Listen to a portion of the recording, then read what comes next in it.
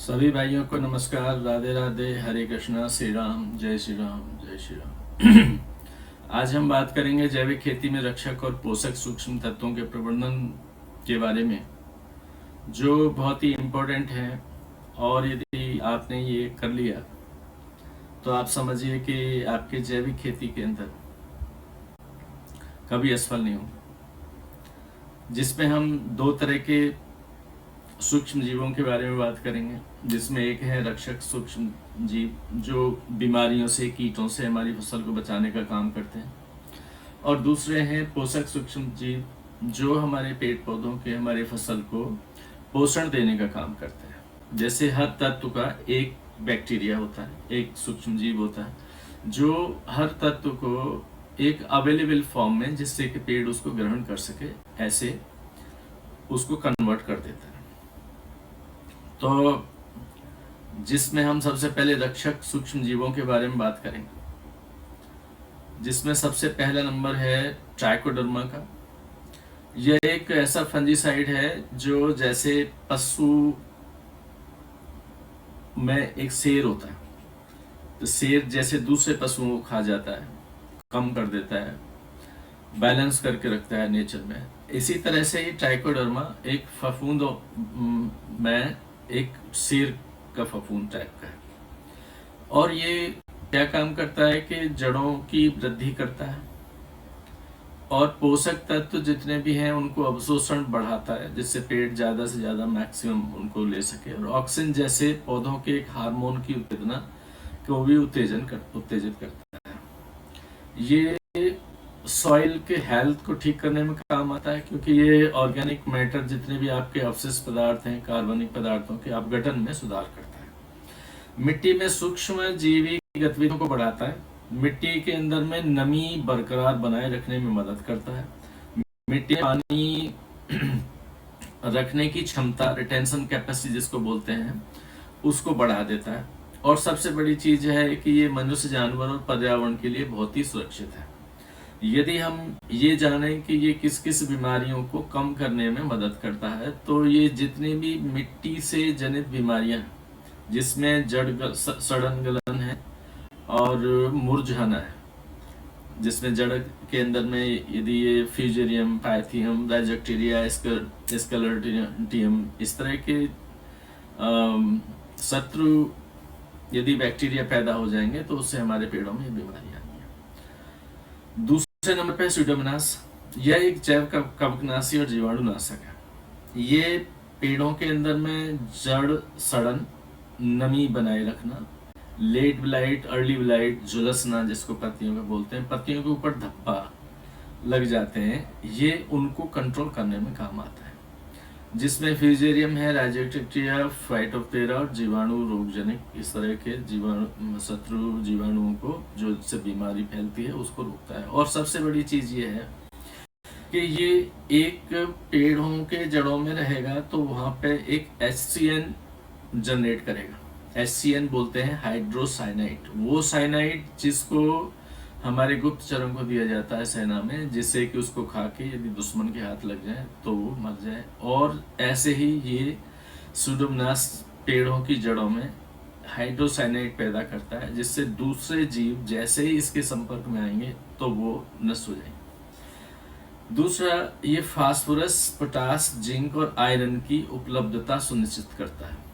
ये उनको बॉन्ड करके रखता है, जिससे कि वो रन ऑफ ना हो जाए या उनकी नेचर चेंज ना हो जाए, जिससे कि पेड़ उनको ले ना सके। जैसे P2O5 फास्फोरस की एक फॉर्मेशन होती है जिसको पेड़ सिर्फ इसी फॉर्म में ले सकता है। P2O5 मतलब फास्फोरस के 2 एटम्स और ऑक्सीजन के 5।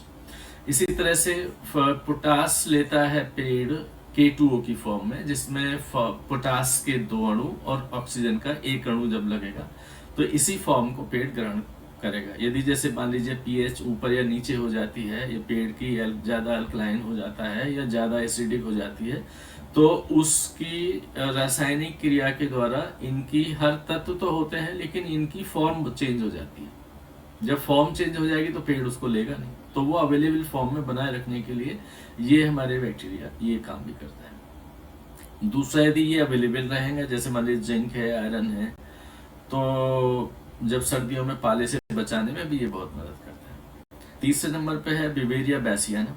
यह एक जैव कीटनाशक है और कीटों के शरीर में प्रवेश करता है।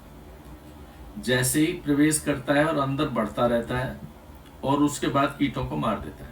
जब आप देखेंगे बहुत सारे कीटों के ऊपर में उनके गले में यहाँ पे व्हाइट कलर का एक इस तरह से बन जाएगा, तो वो इस तरह से कीट मर जाते हैं, उनको इन्फेक्ट कर देता है। और ये हमारे डॉक्टर ए बस्सी द्वारा खोजा गया था 1835 में।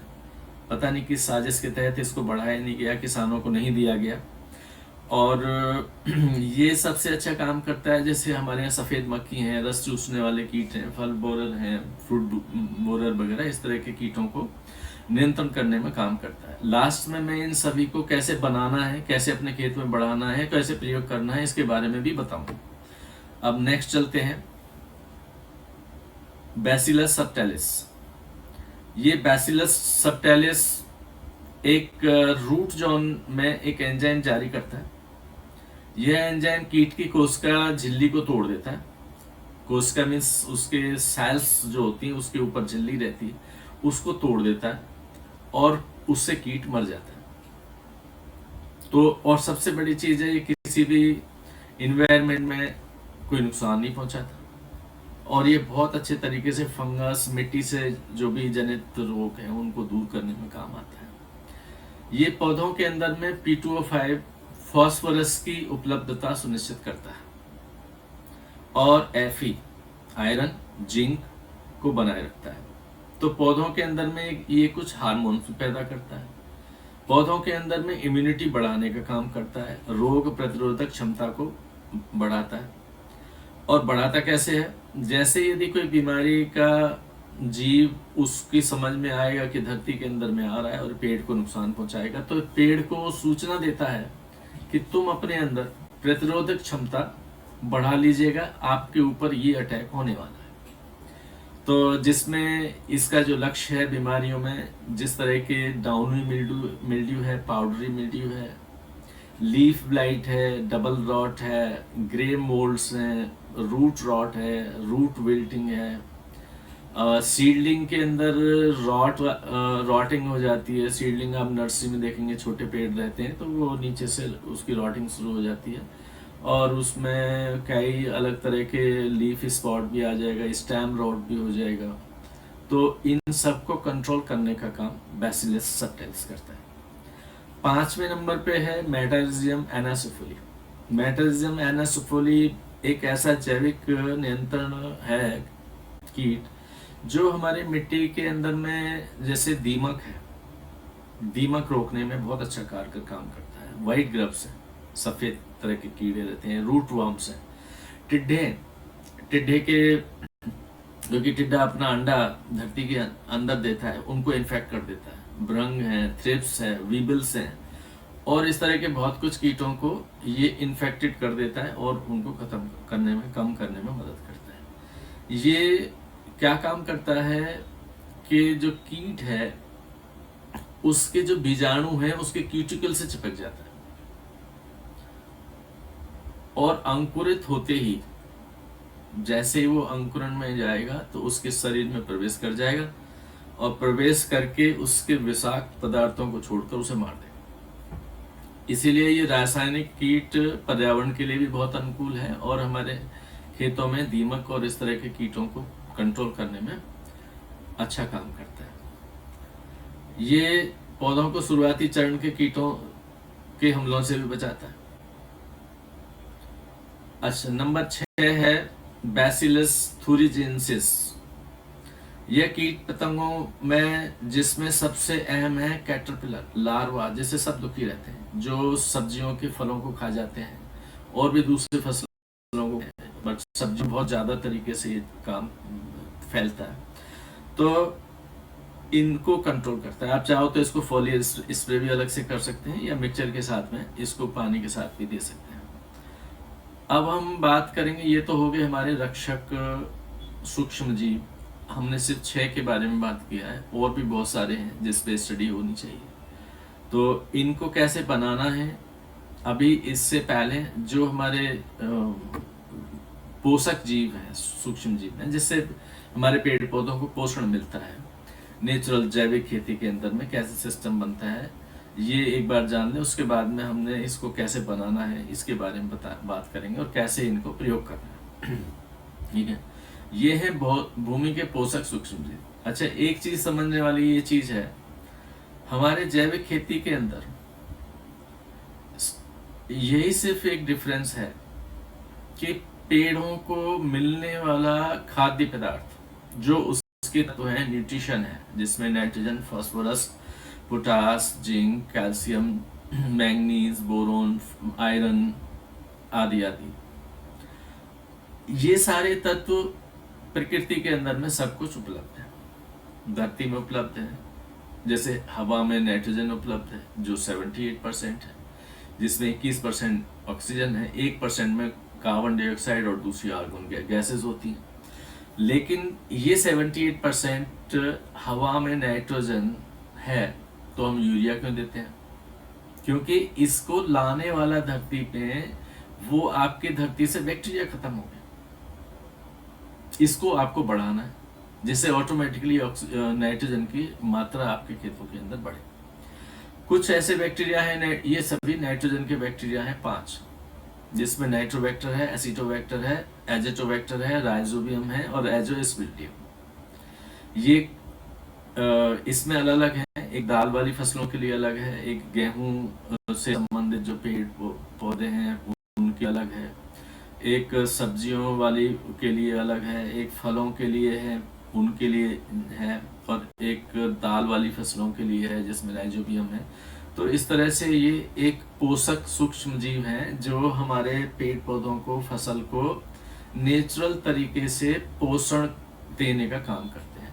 पोषण देने का नेचुरल, तो जैविक खेती और रासायनिक खेती में ये अंतर है। जब पेड़ को मान लीजिए नाइट्रोजन चाहिए तो नाइट्रोजन चाहिए उसको N2 के रूप में, नाइट्रोजन के 2 एटम्स,